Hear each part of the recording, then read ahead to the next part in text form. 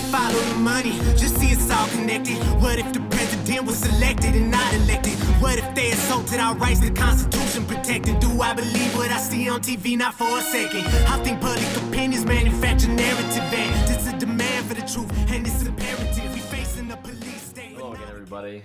I am the Slavic Libertarian, and wow, a lot of stuff's going on right now since the last time I posted a video. Wow is all I can say. First of all, I'd like to thank Keys for allowing me to use his song Wake Up in the intro. That's the song you heard. His information will be down in the description below. His name is Keys. He's a hip-hop artist and an awake individual. Also, since the last time I made a video, I went ahead and published my blog. It's theslaviclibertarian.blogspot.com. I decided to go ahead and start blogging things that obviously can't go in more than 140 characters. Any ideas that pop up into my head that I don't feel like making a video on, or better, could be explained in words. I went ahead and published that, so check it out. Okay, so as I was saying, a lot of stuff going on right now. Feinstein is moving forward with her gun ban legislation. She published a draft copy or an outline of what she wants to do. She's basically taking the 1994 to 2004 assault rifle ban and just turbocharging it, basically. I've said everything I needed to say about that on my Piers Morgan Twitter rants debunked video. Everything I needed to say about gun control is on there. The other big headline in the news is the fiscal cliff. The fiscal cliff. Oh my God, the fiscal cliff. We're about to go over the fiscal cliff. It's the 30th. We got 2 more days to the fiscal cliff. Holy crap, the fiscal cliff. I got news for everybody. We went over the fiscal cliff in 1913 with the passage and signage of the Federal Reserve Act. Obviously, the Federal Reserve Act is the act that created the Federal Reserve, a private central bank that complete and unadulterated power over our money supply. And it's pretty common knowledge now through the efforts of Ron Paul and other liberty-minded people that the Federal Reserve has little to no oversight, can do whatever they want in secret, and there's nothing we can do to stop them. Alan Greenspan is famously noted as saying that the relationship between Washington and the Federal Reserve frankly doesn't matter because they can't do anything to tell them what to do in the first place. But I'm not here to explain what the Federal Reserve is or why it's so bad. I'm using it in the context of why is 1913 the fiscal cliff and not 2012 into 2013. Well, it's this simple. The fiscal cliff of 1913 is not a sudden drop off like the media is sensationalizing now. It's more like a very, very steep hill that we started sliding down, feet first, scratching and clawing our way down. It started with the Federal Reserve Act of 1913. And then a mere 16 years later, after the Federal Reserve Act was signed into law, in late 1929, the Great Depression hit.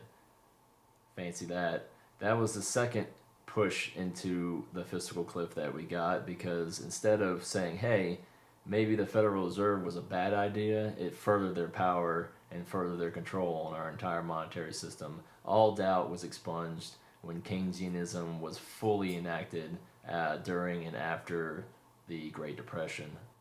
So we're going down the fiscal cliff, or the fiscal steep hill, as I like to call it, and we're sliding, and we were given another sharp push down the hill when Roosevelt took us off of the gold standard and made it illegal for gold to be used as legal tender in the United States. That was our second shove, and we started tumbling down the hill even faster.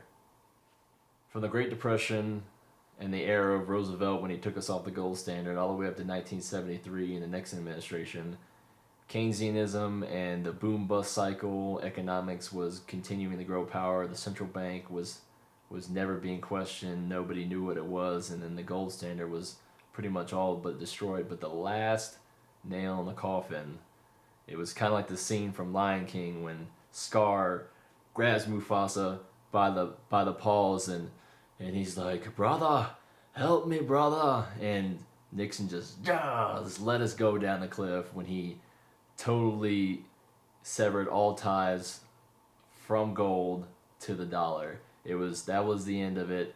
The Keynesians and the central bankers had all control over the monetary policy and inflation, deflation, boom and bust cycle that they wanted.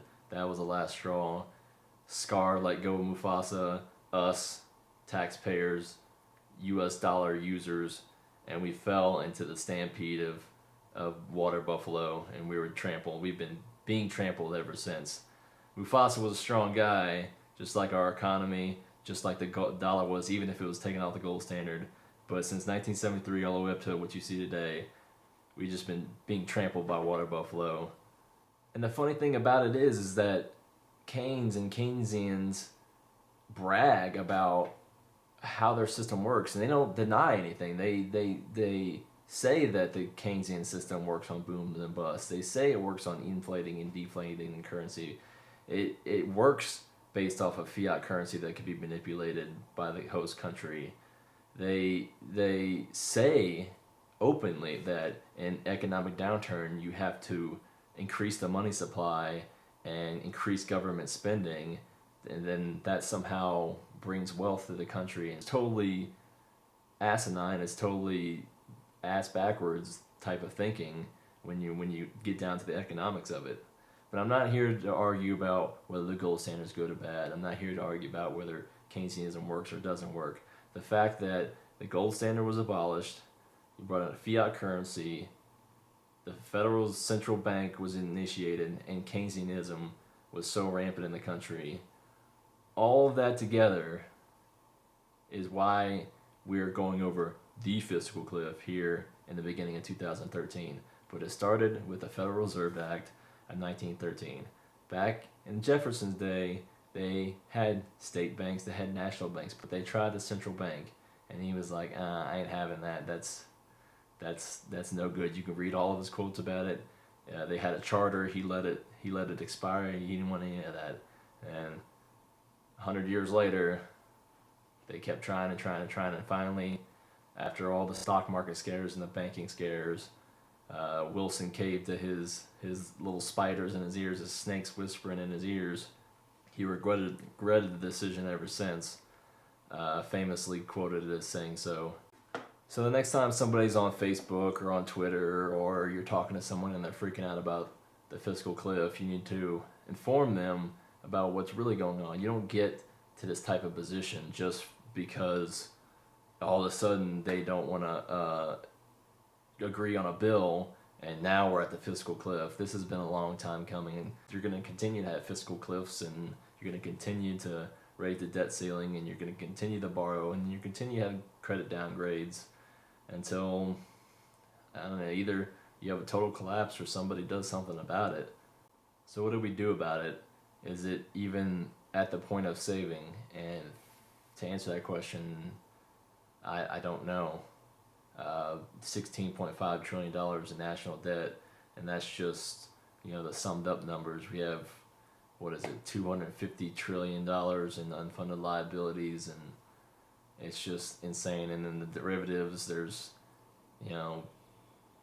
how much in derivatives are floating out there in international markets, and whatever share of that is the U.S. It's insanity. But the saving grace is that it's all fake. It's all fake.